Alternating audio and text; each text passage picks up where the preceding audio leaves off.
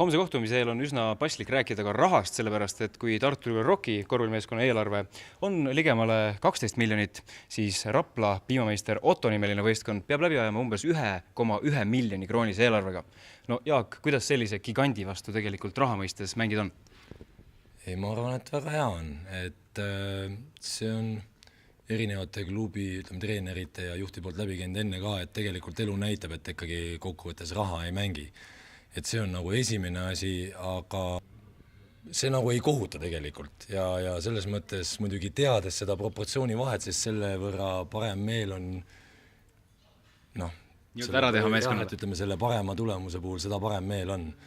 Et selge see, et pole ju kahtluski, kes on favorit mängus, aga eesmärk on igal juhul nagu lahing anda nii kõva kui võimalik.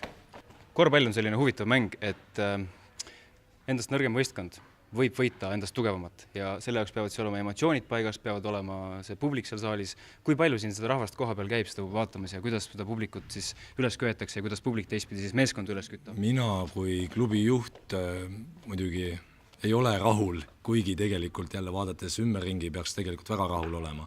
Et saalis käib mänge vaatamas ligi 5000 pealtvaatajat ja ma loodan, et see number on üles minemas ja homme Rocki mängul kindlasti loodan, et lööme senised rekordid.